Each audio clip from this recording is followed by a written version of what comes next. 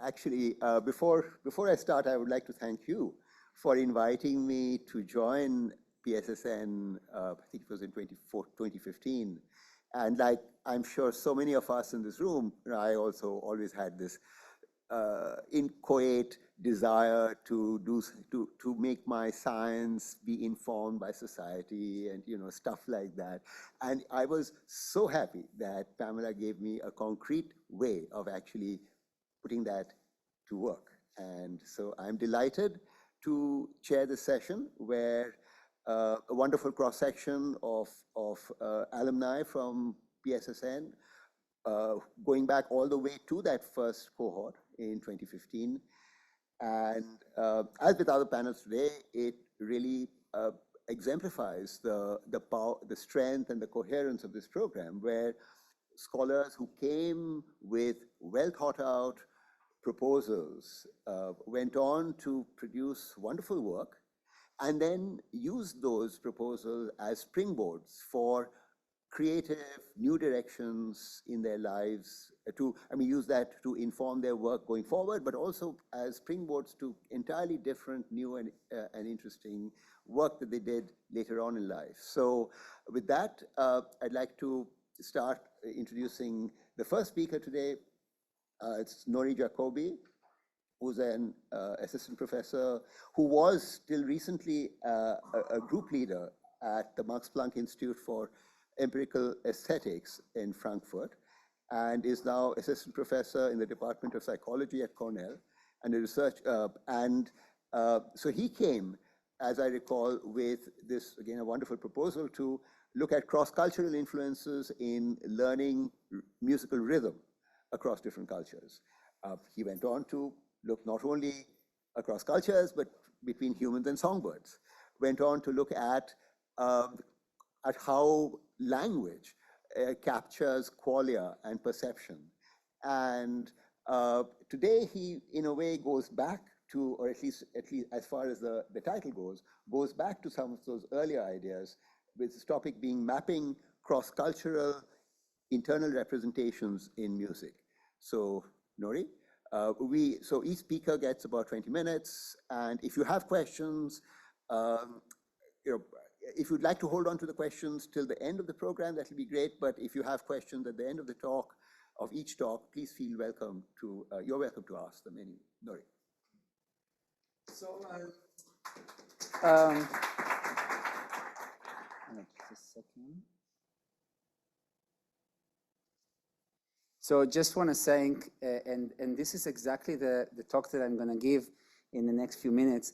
So it's basically started from sitting with a committee that many of you are there, and I present a crazy idea. And then what I'm going to show you today is how I really materialize this. It takes the entire PSSN period and another 6 years afterwards to fully complete this research project. But I wanted to demonstrate how this was done, basic from the idea that and some of these are questions that you asked me in the committee and said, oh, this is actually a problem. Then I was spending 3 years to solve them. And so I want to show you this path, basically taking you from the project that I started with this idea, crazy idea, and materializing it in the past few years and into my current research, including a preprint from last week. So when we think about something like music, both biology and culture are going to play a role, nature and nurture. However, the relative contribution of these factors is not fully understood. And one of the reasons is because of the bias sample. So most of the research is done with students population and online participants recruited from a weird Western educated industrial rich and democratic society. And as the research shows, this is an extremely biased sample of the human species. And the danger here for neuroscience is that you ascribe certain incidental properties of a weird sample of the human species to biological origin.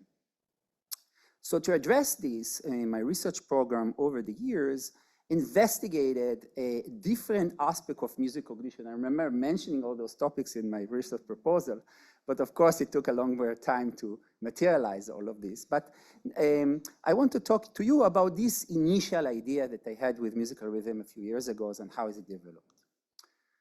So Okay, so what is the challenge? The challenge is that musical rhythm and many perceptual experiences in music are nonverbal. So we can feel rhythm, we can enjoy rhythm, but we rarely can speak about it unless we are professional musicians, and even though we are very limited. So how can we pull out of the mind of participants their mental representation without using words, which also will be useful for cross-cultural research? So the idea that I had some years ago is to use this telephone game. In this game, we all played that as children. One person says a word, whisper to another person, and so on. And the fun in the game is even if we start with an obscure word, we end up with a banal word. Because every time there's a certain chance we will not actually reproduce what we actually heard, but what we think that we heard. So as the chain progresses in the telephone game, things become more and more expected. Now, the idea here is to use this as a tool for psychological research, because psychology is very much interested in expectation. So if we run this game a lot of times, we can characterize expectation. And Tom Griffith and his group show a principal relation between this expectation in the mind of the experiments and running this game along a lot of time, something that is basically holy grail of perception, understanding priors in perception. So I'm gonna make it very concrete with an experiment that we can all do together. I play you the only paradigm here is just play a rhythm, and I will ask you to tap along on your lap or on your shoulder or something like that, along the rhythm that you're gonna hear, okay? So let's do it all together.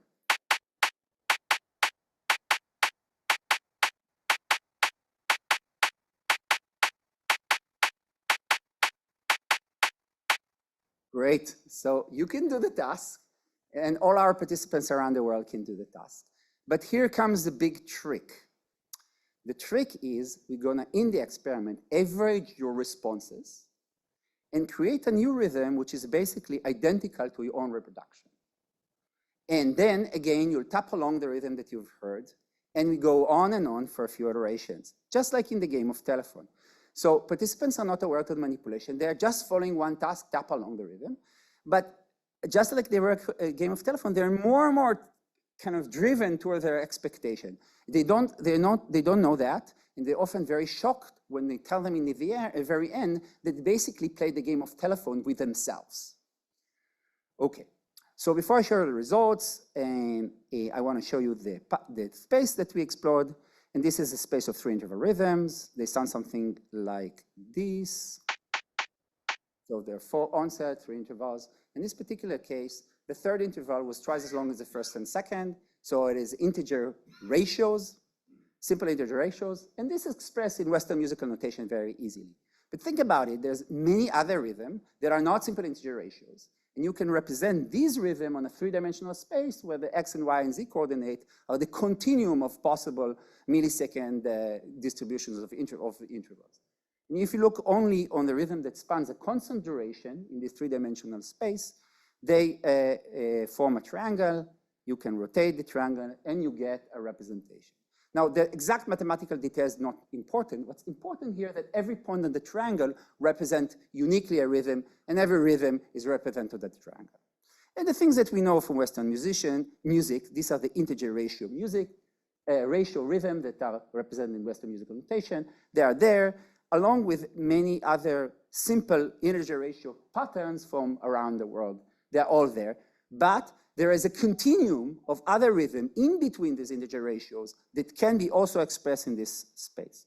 So here's the empirical data. We start with completely uniformly sampled from this triangle, okay? And you see the response of the single point and the stimulus are single points, and you see it's just random. But how, I'm gonna show the results of the participant after 1, 2, 3, and 4, and 5 iteration, and you see there's beautiful clusters here of the responses, okay? And so to better understand them, let's perform smoothing by kernel density estimating. And now we'll see the 5th and final iteration for this US participant. And what you're seeing here, that they're beautiful kind of cluster of high response density and other spaces of void where participants don't provide any responses. These are the blue areas. So to better understand these clusters, we overlay on top of this integer ratio that are common from Western music. And this is the integer ratios. These are the results, and there's this beautiful overlap between the integer ratios, peaks that are corresponding to simple musical features like this pattern here in the jingle bell pattern. 112 is very strong and prominent, where patterns that are not common in Western music, but common in other traditions, are absent from this distribution of US participants, okay?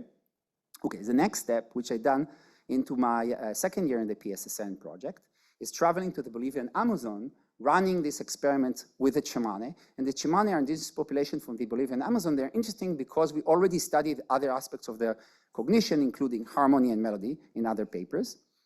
And so we were interested about their rhythm representation. So here are the results of the US participants, and here are the results from my second year in the PSSN. This is US, this is Chamane, US Chamane. So clear, big cross-cultural differences, along with some similarities. So when you quantitative analyze it, you see that certain patterns like this 112 pattern are prevalent in both groups, but other groups, other category like 332, this pattern here, is only present in the US participant, but completely absent or nearly absent from the Chamane distribution. Okay, next step was that I started the PSSN, but it took about 6 years to finish and publish, was studying this in 39 groups in 15 countries around the world. We recruited musicians studying Western music, but also musicians studying local musical styles, dancers, students population, and online participants. And here in Frankfurt, I developed an online technology that allows us to run this experiment online and using the microphone in high precision. And these are participants that recruited this way, but of course we had other participants. Most of the participants here are face-to-face. So you get a lot of triangles, and just eyeballing this, it's very clear that all locations just have these very, very strong peaks, which represent categorical perception, attractors in perception, and you see it just everywhere, suggesting that this is a universal feature of the representation. However, if you look at different groups, you see a lot of diversity. So in China, for example, the strongest category was 2-1, 3-3-2 was absent. In Mali, there's the reverse. In Sagale, in village there, we see 2-1 is completely absent, but 3-3-2 is the strongest category. And in Bolivia, both categories are absent. But in these three locations, and actually all over the world, 1-1-1, which is an isochronous pattern, this 1-1-2 pattern, that is a simple pattern that characterizes a lot of children's songs, is actually universally present. Okay, so next thing is to basically map this into a two-dimensional space where distances between the triangles represent a pixel similarity in this space, so just a dimension reduction algorithm. And immediately you see something very striking. All the student population are basically in the boring center. So they underrepresent the global variability, even though some of the students are from diverse geographic locations like Japan and Mali and so on. Moreover, online participants are also in the boring center, again, underrepresent the global variability. And this is bad for us in neuroscience and psychology because this is where we are recruiting, right? And if you think about why is that happen, we looked at the musical preferences and just ask them what kind of music do you listen, you kind of see that, right? They basically listen to a very similar music, so their experience is very similar, even though they come from different geographical locations. However, the global variability that is out there is very much interpretable. So there's one category that basically correlates strongly with the first MDS dimension. It's a category of 3-3-2, which in some places is completely absent, in some places very, very present. And it has just a beautiful story. This is a pattern that is very characteristic of West African music. And basically, through the slave tradery, moved to the South America and become a characteristic feature of part of the clave pattern, the basic pattern of South American music. So what we are seeing here that in these particular communities, either from Africa or from South America, that have this structure in their music through this historical trajectory, this is received in the participants and internalized and then measured by our experiment, and the effect is very, very strong and dominant. So again, society, science is society. Okay, so another thing that we saw that often people say that language and musical exposure are the same thing. We see no evidence for that in our data. We see cases where participants speak different languages, but they have similar triangles.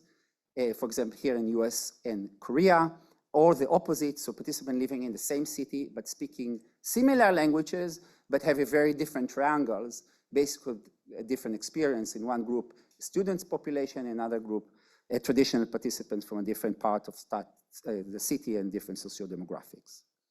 So now I'm going to tell you a little bit about the follow-up work that I did after the PSSN with this project. And the first thing was a developmental trajectory of this research. So we ran it with about 100 kids from US and Canada, adapted to kids. And what we found is that the triangle structure was a little bit simplified, but very much similar to the adult structure, especially if you compare it to global variability. That suggests by the age of 5, this is already internalized by the kids. And so much of this structure is preserved. And I'm going to show another interesting finding, which I thought is really thrilling, is a data from congenital deaf individual who never heard music with their ears. And we originally thought, oh, maybe they wouldn't have even categorical representation of rhythm.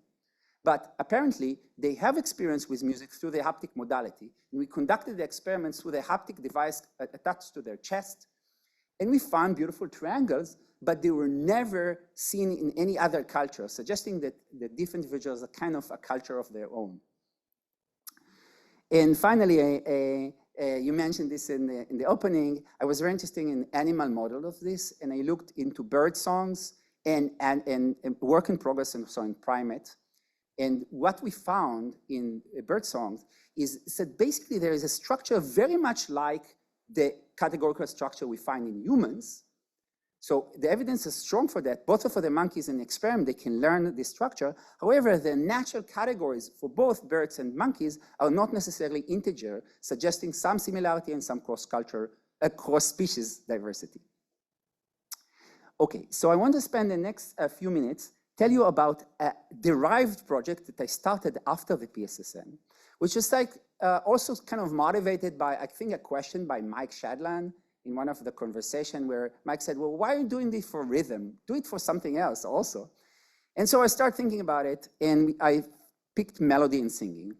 And first of all, singing is very interesting because we have good evidence from my colleagues using corpus data showing that basically singing is present in every single culture in the world. And so given that, it's natural to do the same experiment with singing. So people are hearing a melody, a random melody, they reproduce it by singing, and they transfer it to another person and so on, just like we did with rhythm. And I play you this experiment, and you would now immediately understand what's happening. Note that this is happening online using technologies we developed to run this experiment online, and you can hear these participants kind of singing online. So these are at their home, naturally hearing the experiment. Ta, ta, ta. Ta, ta, ta. Ta, ta, ta. Da, da, da. Okay. So basically, it's the same idea. We have a spilmus, we have 3 tones and 2 intervals between the tone. Now we have a 2-dimensional space that looks like a square, so I'm not only running triangles. And again, it starts with a random distribution, but as we go for more and more iteration, it becomes more structured. And the peak of the distribution with these participants from Western US, basically, are also peaks in a kind of natural structure in Western melody, music melody. Here is, for example, a peak here. Da, da, da. Major triad. And here is a 5th going up and down. Ta, ta, ta. So very natural peaks in this respect. Now I'm going to show something that surprised us. We compare results in United States and in India.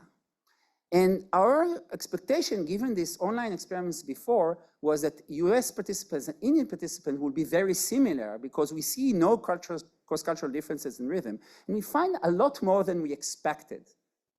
And And that brought us to think that maybe actually music and melody and musical rhythm actually behave very differently as they diffuse across cultures in kind of orthogonal way. And maybe they have certain kind of different constant speeds of transformation along cultures. It was really a wild hypothesis, but since then we've tested it with a large corpus of popular music with my student Haring Lee. And what we had here is very, very large of hundreds of thousands of musical pieces analyzed in terms of the music and rhythm using machine learning approach, because now we can separate the track of the recording of the melody and the rhythm using machine learning, completely separate them and analyze them in parallel, and then look at the rhythm and melodic diversity. And what we found is exactly what we kind of strangely expected, that the melody and rhythm would be orthogonal, independent in terms of the diversity, suggesting different constant of propagation and diffusion. We are exploring this with other data sets as well. Finally, I want to show you something preprint very recently. So in all of this experiment, I was talking about perceptual priors and kind of participants behave basically based on their expectations. But if you think about human society, there's much more into society. We have social connection. I remember talking to Noam about his work about social networks. And we select what we don't just force somebody and imitate them. It's much more than that. We already discussed it today. So there's much more element into human culture and society, and I wanted to test them experimentally. So what we did was simulated social networks. We created in the lab small social network that we fully control, and these are not simulation, these are real human interacting in artificial simulated social network of arbitrary size. So what the paradigm in reality is, people are situated in this simulated social network. They hear music from their members, just like in a normal society. They make selection and preference, what they like, and then reproduce it by singing. And we do it with different topologies, looking into selection, topological structure, and inductive bias, and how they interact. And what we find is that basically they interact very strongly. So basically just a linear chain, like I presented you before, is a very simplified model of human culture. And we need to take into account the interplay of topology and so on.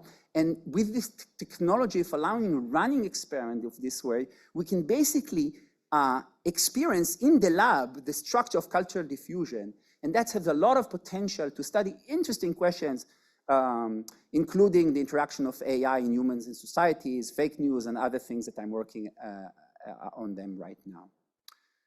Okay, so finally, I want to mention that part of the work was enabled by a technology that we developed in the lab that allowed to run these very complicated online experiments. And this is developed by my student, Peter Harrison, now a professor in Cambridge, was postdoc with me.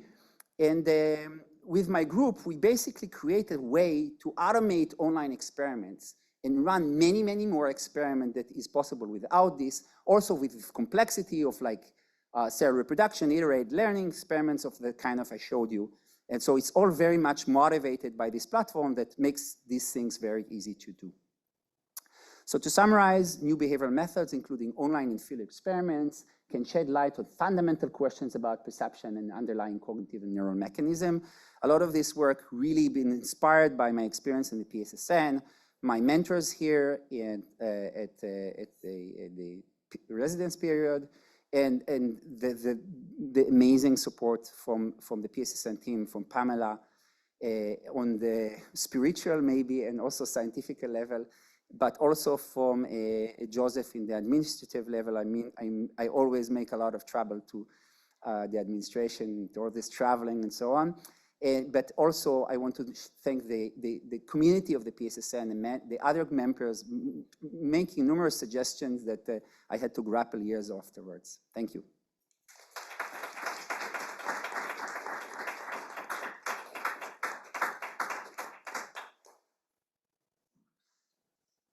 So if there are any burning questions, please you're welcome to ask, or else we could just hang on to that. Great. Thank you for a wonderful talk, Nori. The next speaker is Andrew Goldman, who again, who is actually goes all the way back to the very first cohort. And I remember, long conversation that we used to have around the project which he came with, which was around musical improvisation. I am happy to see that he has continued to work on musical improvisation. But has also used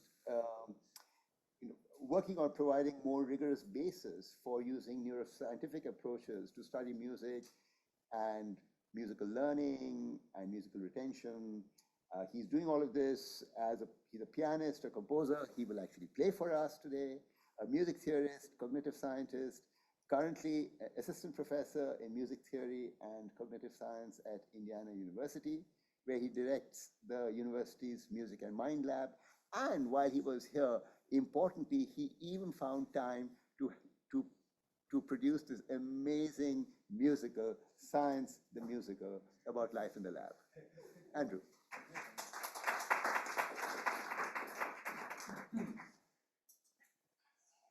Thank you so much for the introduction. It's really a pleasure to be back. Like Pamela said in the morning, a lot of nostalgia and a lot of memory of all the inspiration that came from this opportunity, as I'll talk about as we go through my presentation today. So here I am in the Music and Mind Lab at Indiana University. I am very grateful for this precious opportunity, having an interdisciplinary career at each step of the way. As many of us know in this room, we face logistical institutional challenges of actually making the interdisciplinary work. And I am very grateful to have this opportunity at IU to divide my time between the music theory department and the cognitive science program, where I teach for both programs, and I get to pursue my research on music cognition in a laboratory, as I will tell you more about. Just a little bit of a brief history of what happened after PSSN. In terms of finding a faculty job, doing the kind of work that I do was challenging because I was quite insistent on being in a music program, but lacked the sort of North American research profile and teaching profile that would fit in a music theory department. Until I worked with Jonathan D'Souza and another postdoc following PSSN, who is a music theorist who has successfully done music cognition work in a music theory in the music theory world, who mentored me, I think, many topics, but perhaps most importantly for my career on integrating into the North American conception of music theory, so that I was ultimately able to find my job at IU, which is where I am now. So yeah, I direct the Music and Mind Lab at IU. We are a small group so far. I have a couple of PhD students, and I also work with Professor Pete Mixa there on a variety of music cognition topics. We have an EEG set up in our lab, as well as conducting behavioral research and perceptual research. The lab is, devoted to a number of different research projects. Both of my PhD students work on different topics. I'll tell you in a moment. And this has presented a certain challenge. Megan, a fantastic PhD student working on improvisation. So I have an opportunity to sort of recapitulate my own research experiences with improvisation, to work with Megan, who was asking some very insightful questions about the relationship between social interaction and improvisation, and how social interaction imposes constraints on information exchange in improvisation. And we're working on some experiments that are modeling how people change what they play when they are playing with other people using information theoretical analyses. And Yaon is interested in sight reading, in the cognitive processes of sight reading, specifically the role of harmonic expectation in helping to facilitate what makes somebody a good sight reader. So, working with two PhD students who were working on, I think in most ways, different topics has been a real challenge. The lab does not have a unified research topic. We share methods, we share attitudes about music, but not a topic. And this is something that I will speak a little bit more to in a moment. The lab is in a music school. I was a little bit insistent about this as well. I'm very grateful to IU for providing space, and I had the option of having the lab in the cognitive science building or in the music building, and I chose the music building.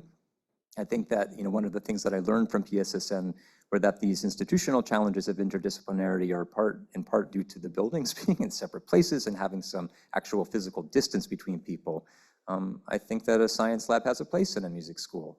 And I think also very importantly, music has a place in a science lab. You know, I wanted to be around people working on music from humanistic perspectives. Just to, to summarize my attitude towards this is just that I take humanists to adopt a stance on music that sort of challenges the world as it's received and ask very critical questions about how we're defining our concepts and where they come from historically. And I think that's very important for the scientific work that we do with music. I set a goal for myself in terms of my research after leaving PSSN to try to become familiar with a number of different areas of research within the field of music cognition. And my goal was just to become versed in the field. You know, I wanted to do a little bit of work in different areas, mostly to learn about those literatures, to learn about those methods, and to try to gain, a broad view of the field, to try to feel like I understood the field through participating in it, in different topics. So I worked on different kinds of things. With Jonathan and Adam Roy, we worked on developing a computational model that predicted whether a piece of classical music was a rondo or a sonata, and including quantifying the rondoiness of individual pieces. If you'd like to know what makes something a rondo, let me know. And correlated it with listener perceptions. And through this, I gained some experience with computational modeling. With Peter Harrison. In fact, worked in Marcus Pierce and Tyreek Jackson. We worked on computational modeling of harmonic expectation and correlating those measures with P3 component of the ERP.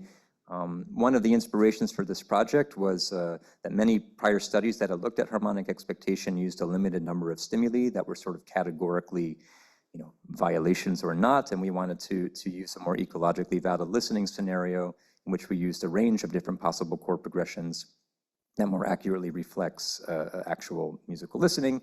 And through this project, we were able to refine our understanding of what certain neural responses to musical syntax are actually indexing.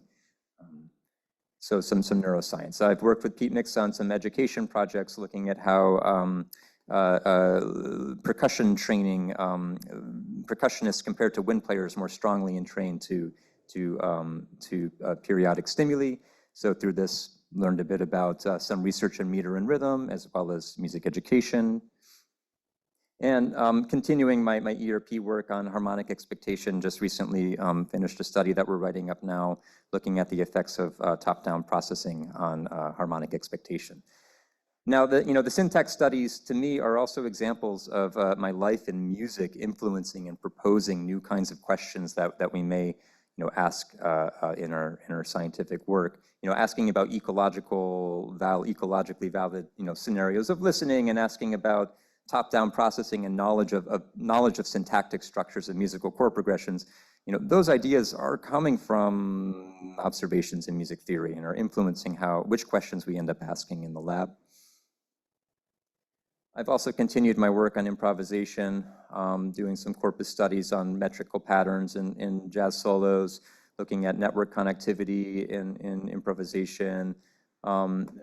Also publishing for music theory audiences, I'm thinking about how to categorize and create typologies of improvisation, thinking about types of improvising and the implications for the scientific questions that we may ask about improvisation.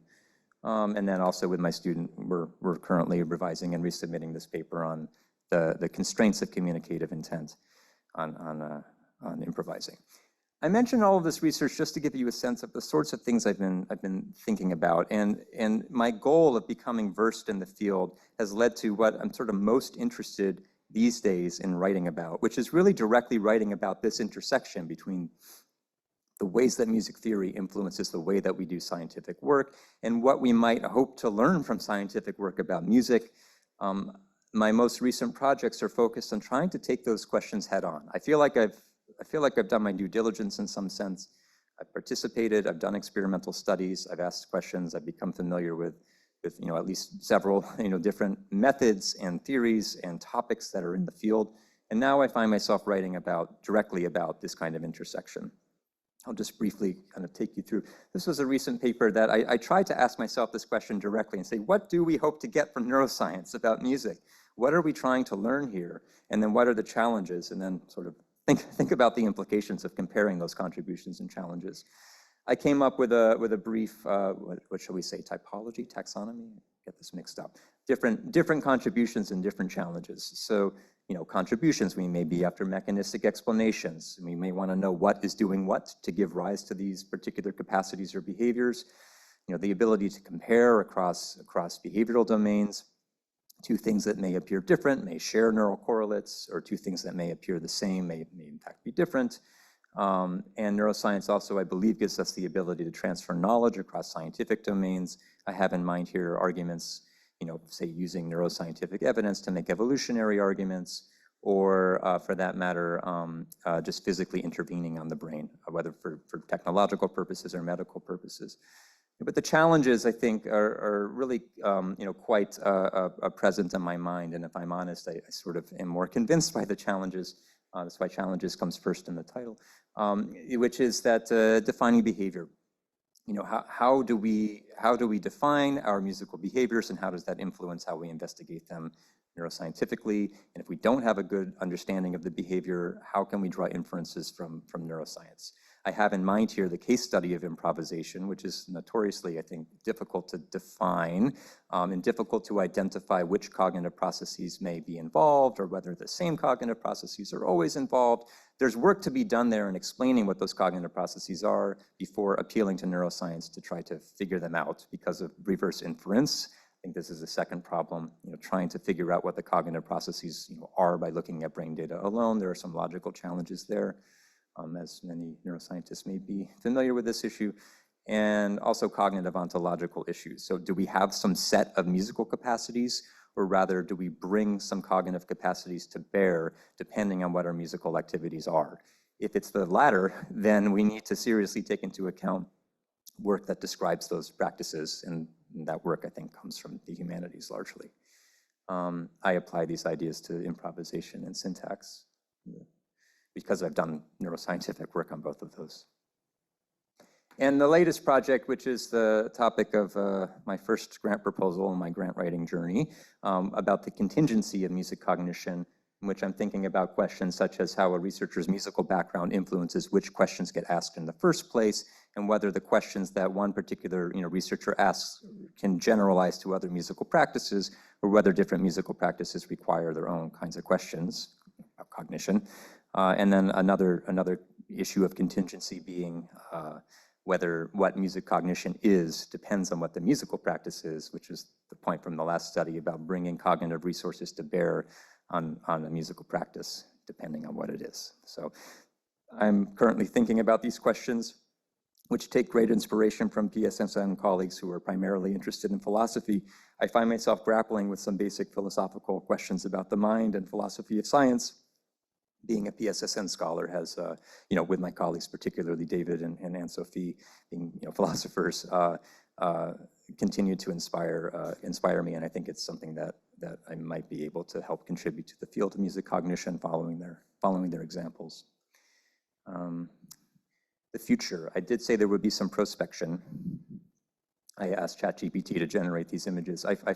These are always really interesting to critically think about. I noticed that the music cognition laboratory is a little bit shabbier,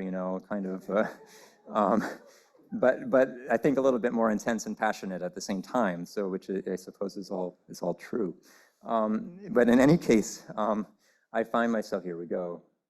Thank you, PowerPoint. Do I want to be a critic all my life? This is something that I am thinking about. Okay, so now the questions that are inspiring me are critiquing the use of science. Do we really know what we think we know? Does this really tell us anything? And these are all kind of critical questions, and I find myself sort of lacking an alternative, and I would like to be able to find something constructive. Instead of critiquing the use of science, think, okay, well, what do I want to do then? Is there some way to apply my methodological skills that I learned here at Columbia to answer in the positive, something that makes me feel like I understand music? And regardless of having experience doing experimental work and doing some theoretical work, I still feel this gulf between my scientific life, in which I can explain things in scientific terms and communicate with scientific audiences, and my musical life, in which I just feel and sense and experience a very different form of understanding.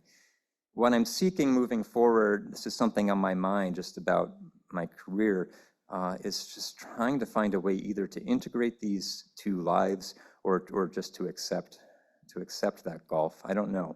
Do I really want to be critiquing the use of science? Is that, like, I think that there are definitely important things to say there as I try to write in my publications, but I also want to feel like I'm learning about music. I guess, that's why I asked David this question earlier about searching for a goal. I think I'm searching for a goal right now of what it is that I might want to understand, and whether it is scientific methods or other intellectual or scholarly methods that will indeed be the answer, as opposed to knowing through making and writing songs. So yes, I wrote this musical. I would like to share a new song with you today. This is from another project in which I'm comparing human and AI songs called Optimize This. They got to do it with the right tone. Optimize this. Why do we care if an AI can write songs? So the shtick here is that I ask Suno. Has anyone played around with Suno? This is kind of fun. Okay, good. Yes. So you input a text prompt and it'll produce a song. I wrote a song called Optimize, critiquing AI, AI's influence on our lives. And I asked Suno to write the same kind of song. So I gave it the prompt that essentially I gave to myself: write an ironic song for piano and voice that criticizes the impetus to optimize our lives, focusing on themes of monetization. I pulled no punches with my prompt here. Suno did write a song about this, and I display for you here the lyrics. And for rhetorical purposes, I'm playing you Suno's song first, and then I'm going to do my own song. I think it's here, so you can listen to a bit of what Suno produced. Optimize your life, they say. Hack each hour, full each day. Monetize your breath, your way. In this hustle we all stay. Wake up early, never rest. Time is money, be the best. Chase your dreams and pass the test. In this race we can't digest. Okay, so there you go. I'm going to stop it there. I mean, it's impressive, right? I quibble. But in this project, what I do here is I present three different ways that we can think about the relationship between AI songwriting and human songwriting. One being we could compare the products, we can compare to what was produced, some structural features, maybe we do analysis of some kind. We can compare the process, the product and the process. How did it produce it? And is it, this is computational modeling kind of cognitive question, does it produce it in a similar way that humans do? But then a final one, which relates to these themes of thinking about musical experience as a way of knowing music, is practice. So, in the practice, like, why do we write songs? Why do we share songs? How do I choose a topic for a song that's relevant? How do I choose an audience? How do I connect with an audience? These are, I think, practice questions. And to that end, I'd like to hopefully connect with you by sharing my own song about optimization called Optimize. And I'm going to play for you my song.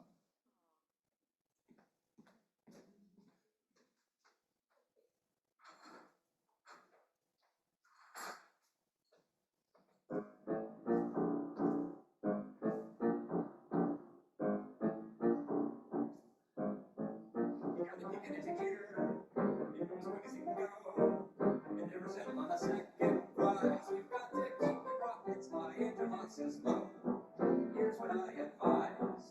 Got to optimize. You gotta give it all you got. You gotta keep it running hot. You never stop to second guess yourself. From asking what's the point of life if you're not on top. Mental reflection dies when you optimize. Most bucks, the most eyes, the most clicks, the most lights, best mix, low maximum step by step. The least time, the least cost, the least waste, the least fines, the least lost. There isn't any time spare. If you want to win the game, just take a look at all the cash you have. It's operator recommend that you do the same. Just let them magnetize, listen and optimize. The most wealth, best food, the most kids, best health, the most view, the best tips, the most perks, the least work, the lowest fare, the least pay, the least care, the least fair, the least insane. So when we want to be the best, you will need to enterprise. Rest assured that you will make the rest, at least according to the metrics that it devises. Never criticize, never analyze, simply normalize. Even better, monetize, better yet commercialize. Grow self will amortize. Life is perfect when you optimize.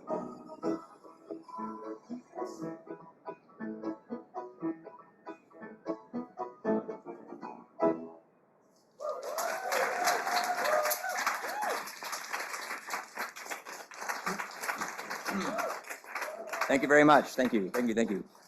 I feel like I know music when I write songs. I'm trying to find a way to integrate my life. Maybe there will be something I would love to talk to you later about that. That's the end of what I have for you today. I do want to say thank you, thank you, thank you, thank you. There's a lot of explicit and implicit learning that came from this experience. You know, from Paul Scheida, I explicitly learned how to do EEG experiments and how to write computer code and a lot of explicit skills. There's a lot of implicit learning that happened as well from Pamela Smith and Daphne Shohami and George Lewis about seeing what's possible and, you know, leading by example and how that shapes my view of what academia is.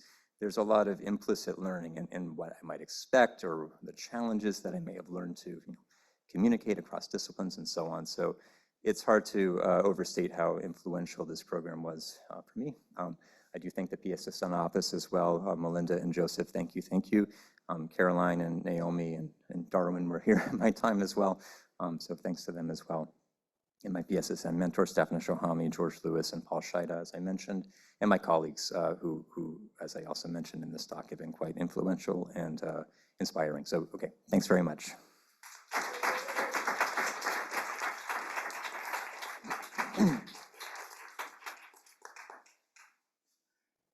Thank you, Andrew. That was a wonderful talk at so many levels. Really, you know, looking at the whole process, looking at your own, what you brought into it, what life has brought for you out of this, and all the amazing, where PSSN is just, you know, it's a structure. And I'm so glad that PSSN has allowed people like you to come and use the resources that we have to produce such thoughtful and insightful views, insightful looks at your own process and creativity. So with that, thank you again. The last speaker for today is Matthew Sachs. Matthew is currently a data scientist at Spotify and associate research scientist at Columbia with Professors Kevin Oxner and Chris Baldessano. I see Chris here. So Matthew came with a proposal to understand how music can affect us viscerally, how it moves us in unique and profound ways. And I thought that was a very thought-provoking proposal that he came up with. His research has gone on to use machine learning to uncover brain and body signatures of human emotions and social experiences. And today he will talk to us about musical enjoyment from the brain to the phone. Matthew.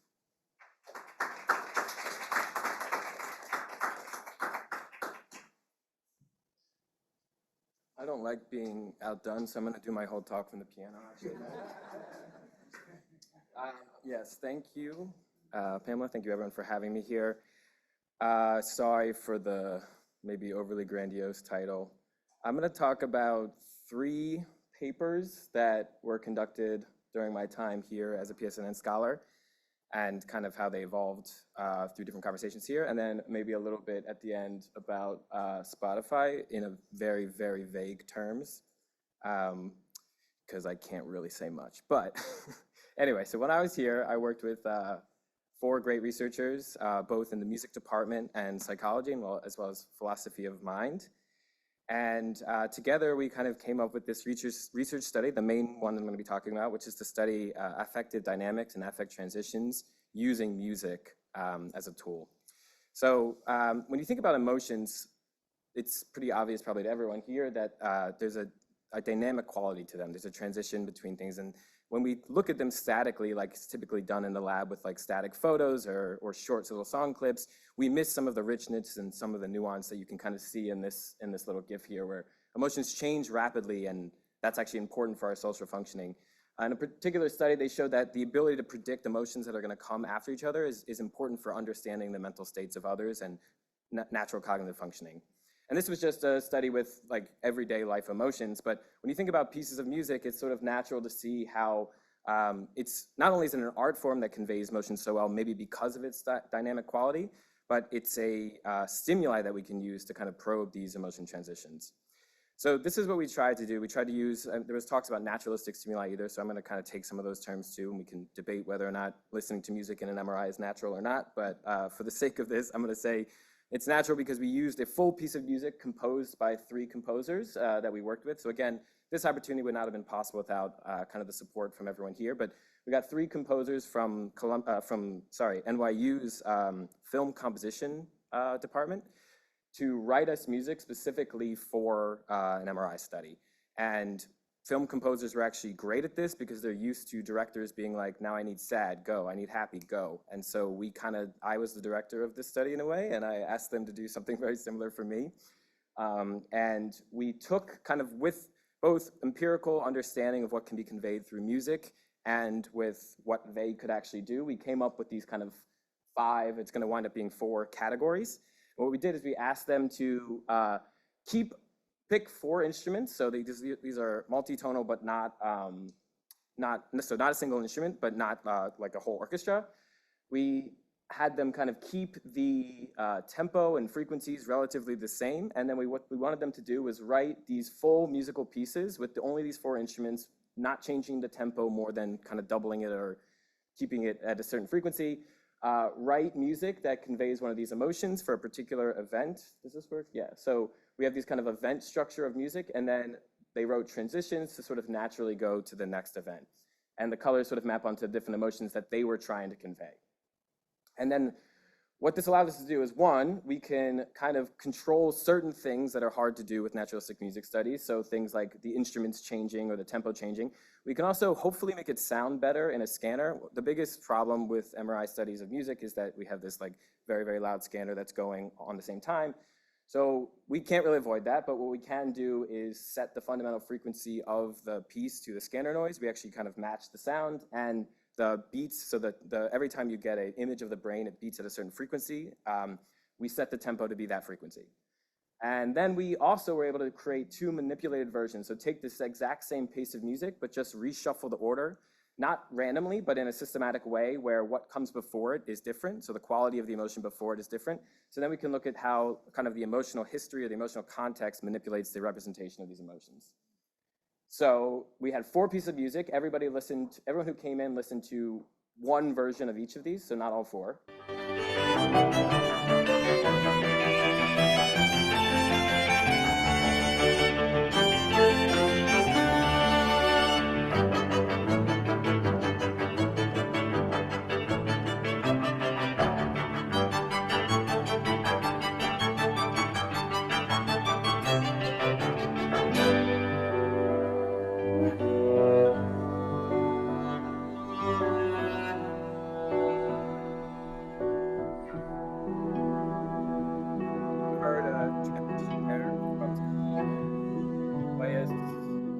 Hopefully joyous to calm or sad, right? So that's the idea here. Then we created this online tool where participants could listen to the pieces of music and press a button when they heard a piece of music, or we asked them to specifically respond with how they felt. So not what the emotions that the composer was trying to convey, but what they felt, and they could press a button to turn any of these categories on or off. You could keep multiple on, so we could get kind of like multiple states of emotion at once. 1, to validate this, but then 2, to kind of map these back to the brain states when people were listening. So we did this with an independent group of participants as well as everyone who came in to participate in the study. Looks like that. And then, so we scanned people. The design was basically 1 piece of music and then this kind of separate emotional task, which we used for functional cognitive alignment, which I'm not going to talk much about today, and then another piece of music. And then after the scanning, so they didn't do any sort of rating in the scanning, they just listened and tried to enjoy it as much as possible. And then we had them kind of rate, just like I was showing, one, the emotional quality of these events, but also how much they enjoyed it, the vividness, the intensity, and how surprised they were. This is a one person's data normalized to on a standardized brain of somebody listening to the piece of music. I'm going to play them simultaneously. Each moment in time, we get a point of somebody's brain, and we can look at the what's called bold signal, which is the where the blood is flowing essentially in the brain. And so what I'm plotting here is red is when that signal is above the average of that participant, and blue is when that signal in that particular part of the brain is below. And this is really not scientific. This is just purely for visualization to kind of get a sense of what we're thinking.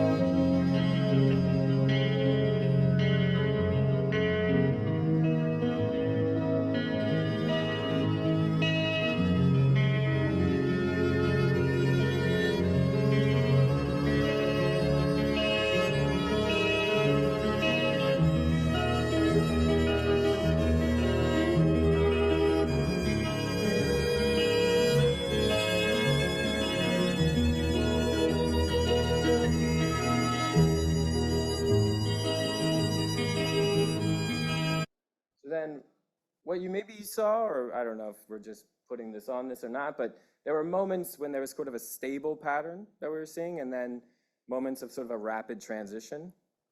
And that's exactly what we're going to try to look for in the brain, sort of more mathematically and more scientifically at those moments of transition. So there's a couple ways to do this. One very, very simple way, which was developed with Cristofalo, is you basically make a correlation matrix over time. So time is on both axes here, and you're basically correlating one moment in time with the next moment in time all the way to the end of the piece. And what you're looking for is these sort of strong correlations, and then you can plot where the event transitions of the music that the composers defined onto those correlation maps. So that's what I have in the sort of dashed lines here. And so anything in this black square, that's all time points that were within a particular emotional event. And then where the white is, that would be across two events. And what we're looking for in the brain is where do we see correlations within events significantly greater than across events? Because that would tell us that the brain is in a pattern that is similar within an event that is very different from the pattern across an event. And that would kind of tell us not so much emotions yet, but just kind of a pattern of event representations in the brain. And so you can plot that, and you can see that a lot of the auditory cortex is actually sensitive to these event boundaries. And in this case, they are emotional event boundaries. There are obviously musical acoustic differences too, but we try to control for as many of those as we can. So we start just seeing that we have these event correlations in the brain all across the auditory cortex and the temporoparietal junction. You can do the same thing again where you actually regress out any acoustical changes across time. And it's not quite as pervasive, but you still see along this temporoparietal junction, that brain is sensitive to these emotion transitions in the music. Yeah, right, so that's how we define significance here, is basically where is the within boundaries significantly greater than across. And you can see this behaviorally too. So when you, I'm gonna move on. All right, so one of the great things about our piece is that we manipulated the context in which the piece was heard. So for example, we have this sad piece, which was musically identical in this piece. Half the people heard it here, where it was preceded by an anxious event. Half the people heard it here, where it was preceded the calm event. But this stimuli was identical, just to be clear. And then these are behavioral ratings over time of people, the average behavioral rating of all the emotions. So when they click the button on or off, this is just like a binary on or off. And what I'm plotting here is the percentage of participants that had that button on over time.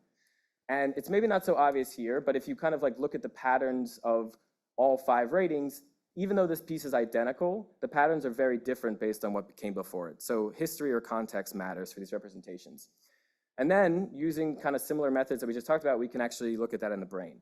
So what I'm showing here is the group average data of people that heard this. So this is everyone here is listening to this same exact piece of music, but this group heard it in after a happy event, so version 1, and this group heard it after an anxious event.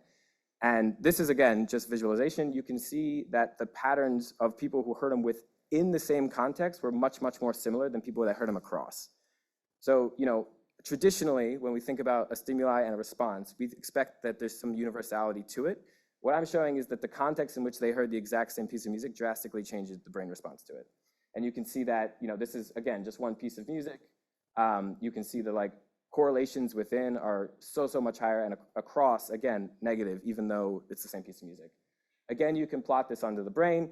And so now instead of within versus across events, this is within a piece of music. So they all heard it in the same context versus across versions of the same piece of music. So, and you can see where the differences are, again, also along this auditory cortex. So it looks like the auditory cortex, which we kind of think of as being processing, as we probably know at this point, not so much, processing kind of lower level features of music, is very sensitive to the context in which the music was heard. Finally, we can, with these kind of, I haven't talked too much about this, but one of the methods that we're using here for looking at event segmentation, in addition to within and across, is something called hidden Markov models, which tries to take temporal data and define it into these static states that progress over time. What we can do with that is we can also look at the speed of transitions between those states in the brain. So behaviorally, same thing, same piece of music. And what we did was just try to find the time to peak in which most people agreed that the music was making them feel sad for this sad piece. And again, we see that context matters, and it actually kind of matters by valence. So for sad, the peak was kind of roughly the same, but for a calm piece, people were much quicker at getting to the peak when it was preceded by a happy versus when it was preceded by a sad. Again, same piece of music, very different ratings.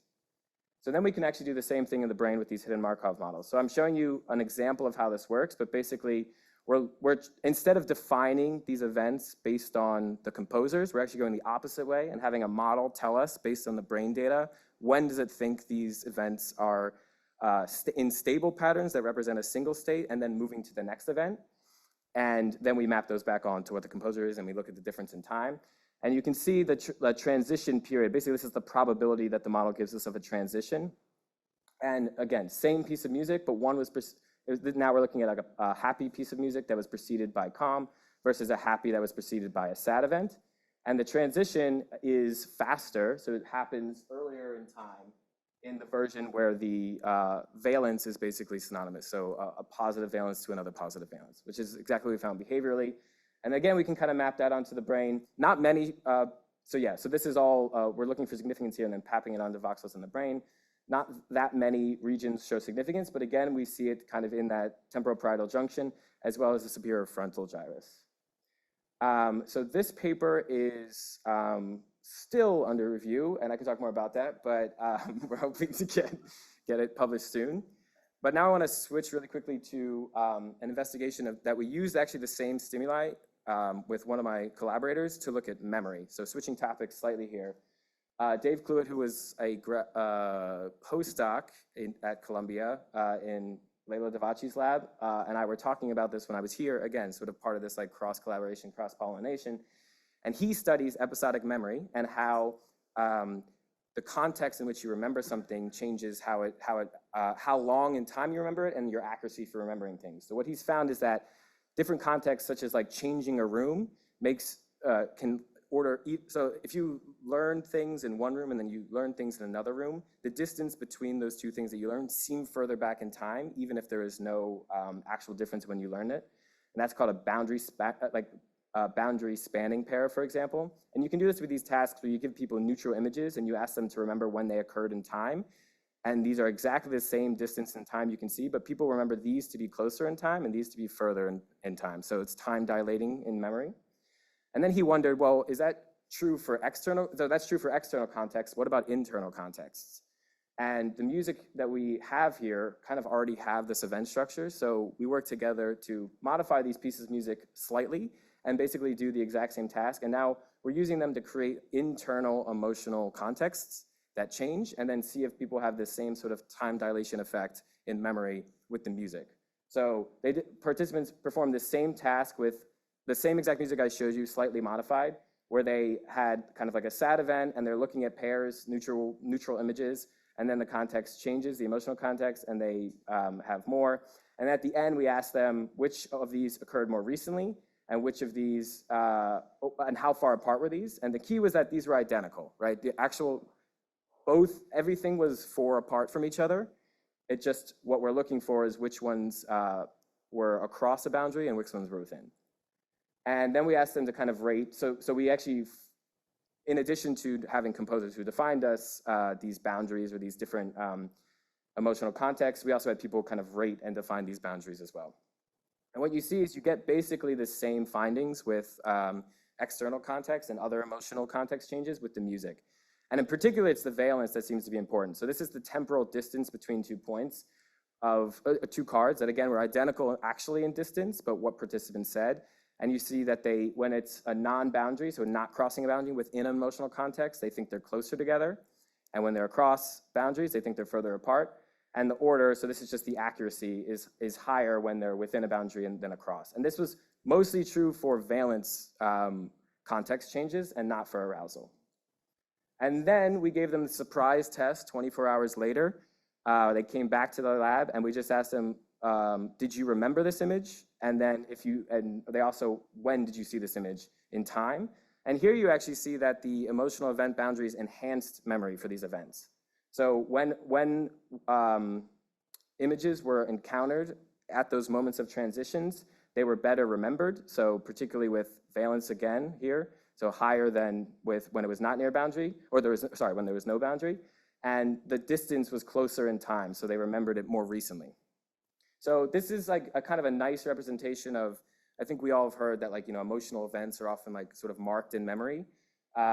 This is kind of a nice task and a very easy representation of showing how we demarcate things into events, and that helps us remember them, and music is one way to probe that. And then the last study I want to talk about is slightly different stimuli, but again, using the dynamic nature of music, and now to study reward learning, sort of, I guess, within music, but also hopefully more globally. So one of the major theories right now for why music is so enjoyed, amongst several other, but one of them is that it captures on our ability to learn sequences and then have music either violate what we expect to come next or to to kind of confirm what we expect to come next, and that learning process is inherently rewarding. And so there's been a number of studies that have shown this, and music is a great stimulus for this because it has at least certain Western music has like a very clear structure that can set up and build up expectations and then subvert those expectations in key ways. And indeed, like, one of the major theories for why we get something like chills to music is this kind of controlled way of manipulating our surprise or what we've learned to come next. The problem with some of this research, though, is that as others have mentioned, it's very, so like as Nori was mentioning, it's very mostly been done on Western music, which we've been acculturated to from our birth. And so it's very, very hard to disentangle kind of what's predictive learning and what's just mere exposure. So the way we tried to do that is we developed completely new stimuli in this very strange scale called the Bolin-Pierce scale, which is a tritone rather than, so the octave is basically based on a third rather than a half. And it sounds very alien. And most people, unless you're like probably half the people in the room might know it, but besides for that, most people do not know this scale. And it sounds very alien. And then we composed these melodies on this new system for clarinet, because clarinet can actually be tuned relatively well to the scale, and played them so many times for people and manipulated. So we kind of manipulated 2 things at once. One, the mere exposure. So they'd never heard anything like this before. We played it for them a bunch. But then we manipulated the melodies themselves. So if you've learned the structure over time, you should be able to learn that, like, some of these manipulated endings don't fit within the scale. And that's what we did. And I can try to play a really quick, weird alien.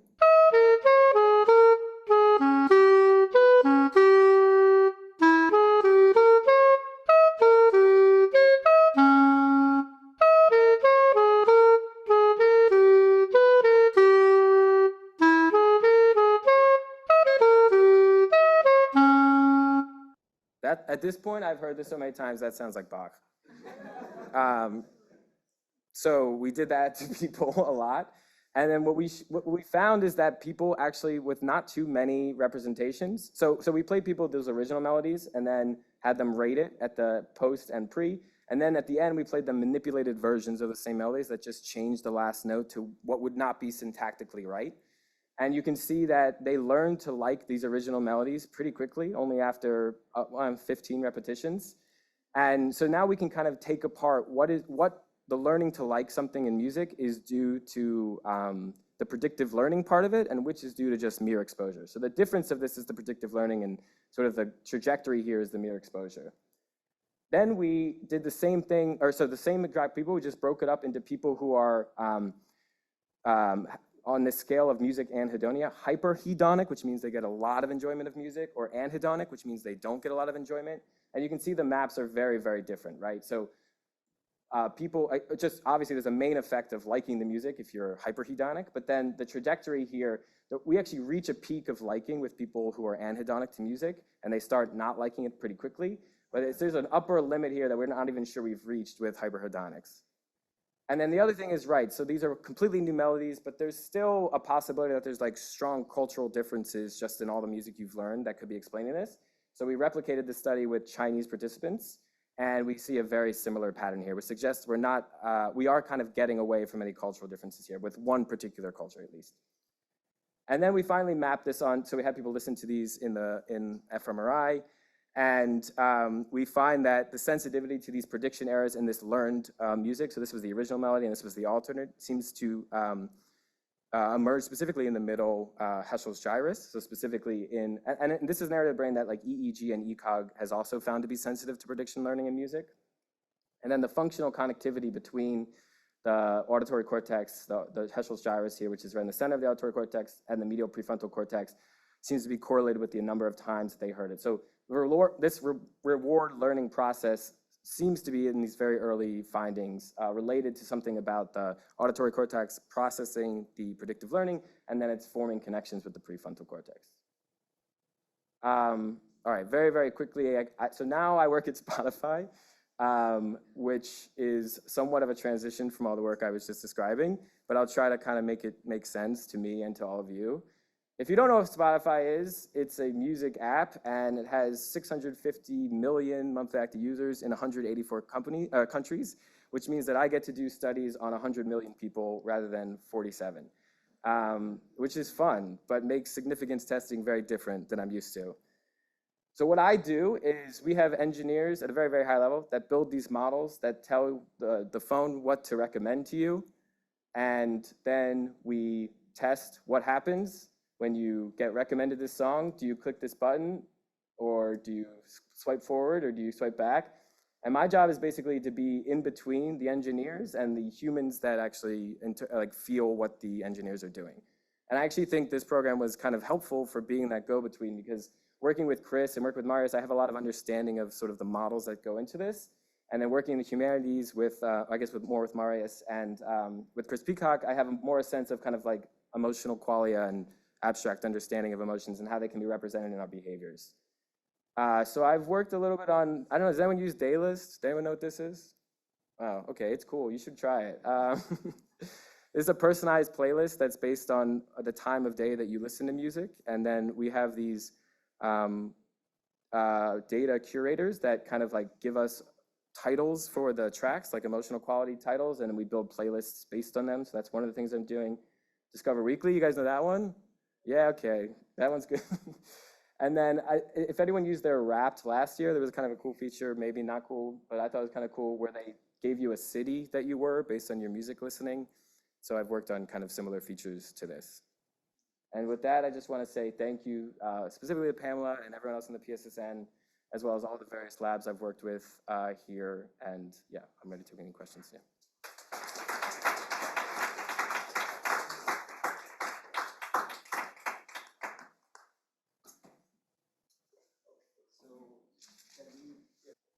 Thank you very much. Very exciting panel.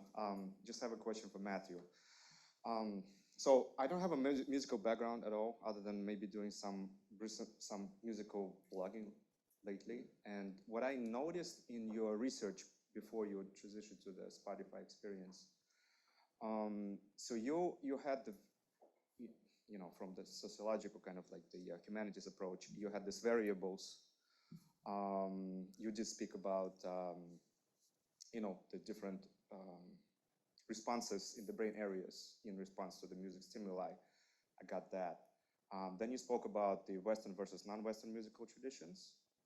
What I sort of wanted to hear is the other, and I didn't hear them, maybe you didn't work on them, maybe that's something that's upcoming, but the introduction of other variables as well, such as, obviously gender and such thing as class. And I'm not talking about, proletariat versus like bourgeoisie type of music, but something along those lines, because in my own little blogging, I did an example of Caribbean music coming into the UK and then kind of mingling with the native music of the UK, say like, punk rock and reggae, right? And then creating like a cross-cultural, cross-racial appeal to the people. So I sort of wanted to hear this because, I mean, you did play piano and, synthesized sounds, but I'm wondering if you studied or you're looking to study what brain responses music from different genres or styles that appeal to different classes would create in the brain. That's the question I have. Yeah. Thank you. Yeah, it's a good question. I haven't in particular looked too much, and there was more of a practical reason why we went with these 4 instruments and this style of music, which is kind of like the ability to hear in the scanner. Anything with a strong rhythm is actually just you lose it in the scanner and it's not great, which is not a good answer. It's a cop-out, but it is hard to hear certain types of music in a scanner, and probably not the best way to study that type of question. What's tricky with what you're proposing is that you need some sort of control here to compare genres across people. And so it's very hard to know kind of like if you have people respond to different genres, there's so many potential things that could explain. I guarantee you'll see differences, and it's so many things that could explain those differences. Is it the culture? Is it the sound? Is it how much they've listened to it? And how much of it is culture? So it's a tricky problem, and I do kind of wish that I incorporated more of that music in some of my research, but for the most part, it's I kind of think of it as like in this one kind of group of people that know this music, we're studying them, then let's try to apply that other cultures later. Yeah. I would imagine that would be very useful for being Spotify. Yeah. Yeah, it's true. I mean, what's really, just one really brief thing about Spotify. It's actually it's harder to personalize music for certain cultures because of their habits with music and the way that the models work. So we know we're particularly bad in certain markets because of the way in which they engage with music, and that's not the way our models are built. Yeah. Hi, thanks. This is for Nori. So, beautiful research program. Have you examined using the paradigm of iterated auto telephone to examine non-musical reproduction of sequences, comparing it both to musical, but also within subject, but also across subject, across culture, potentially picking up on differences, cross-cultural or similarities in iterated sequence production?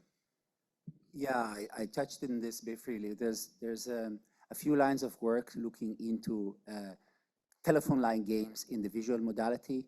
So we did something about spatial priors in natural images, and we did a project about spatial visual positioning of objects. So priors about the canonical views. These are views of images, 3-dimensional images. Most recently, we did something about visual aesthetics, so looking in displays and optimize them according to preferences. So yeah, there's the whole line of work and published work I can share with you about this in the visual modality. And this brings me to something that we preprint very recently, is looking into comparatively submodality of the auditory domain and visual modality with different behavioral techniques, but kind of looking them comparatively and simultaneously, both in the level of individual and across cultures. And we have a preprint from 2 weeks ago showing that in a sample of cultures, but we're extending into studying about 60 different languages and cultures, and how musical association and visual association and auditory association working simultaneously. We have a question from... Yeah, fantastic panel. I have questions for all of you, but maybe I'll hit some of you individually. I just want to make a suggestion that you title that tune, Matthew, the Peter from the belly of the wolf. That went over well. I'll take it. While I wait for, okay, is there a question? Yes, there's another question. Yeah. Good. I'll stand. I'm short anyway. So thank you so much for this panel. This is incredibly fascinating. I'm also coming from the intersection of art and neuroscience, originally from photography and now in neuroeducation.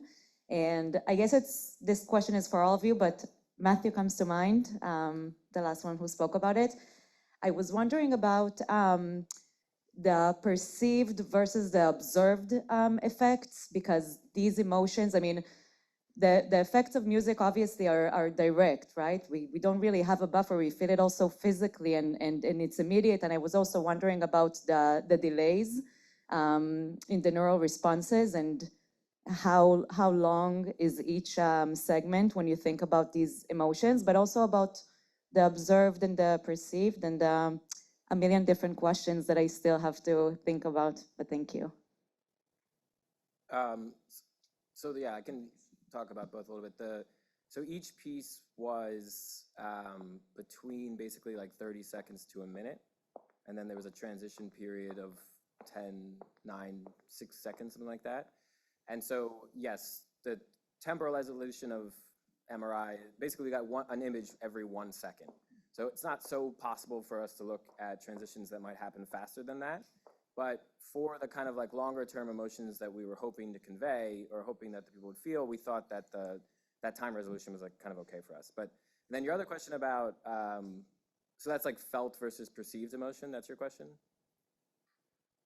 Yeah, okay, so right, that's something we think about a lot.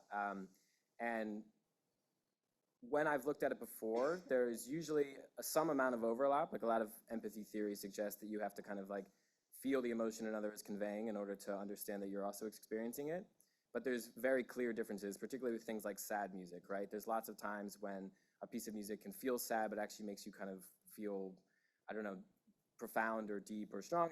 And even with happy, some things are happy sounding, but you feel inane, right? Like happy birthday maybe, or you feel that they're inane. So that's why we tend to ask those things separately.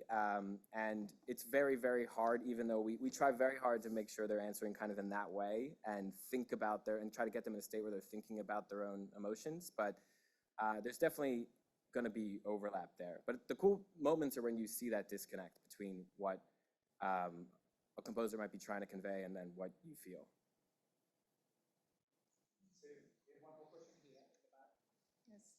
I have actually a question for each. Yeah, I'll do it very briefly. Just one question, okay. Then I'll ask Matthew, did you notice any decrease in the response also for the pieces of music that have negative valence, as you said, like in positive valence? And also, was there an increased improvement in episodic memory? Was there a difference in the negative versus positive valence? Yeah, events? so I'll answer the second one. So actually the differences you found were mostly driven from going from more negative to less negative and not from less positive to more positive, if that makes any sense. So reducing negative feelings is where you see those memory gains or those memory benefits or that memory dilation, but not so much from getting more positive, if that makes sense. Yeah. And then I'm not sure what your other question was. Something about negative stimuli. Sorry. Okay, if I answered your question. Yeah, I have a question. It'd be interesting to hear each of the panelists' views on it. The emotions and the various action modalities that we hear when we listen to music are much finer grained than the rather crude language we use for describing them. We have these general terms like the ones you use, and you can put intensifiers and various elements like that, but it's still very inadequate for actually capturing the phenomenology of the emotions we hear in the music. I wonder if each of you would like to comment on the best methodology for investigating these connections between musical features and the fine-grained emotions. So one thing that I do in my group is leveraging this online cohort that are not as big as Spotify, but larger than one we have in the lab. We can basically take a musical piece and basically interrogate it along much more emotional terms. So something like 50 or maybe 100 emotional terms. And then what we can see is a profile of emotion. What surprisingly happened that people rate very consistently an emotion that is not the main emotion that this term conveys. The winning is something like this, but they still know that it's a little bit more sentimental, a little bit this.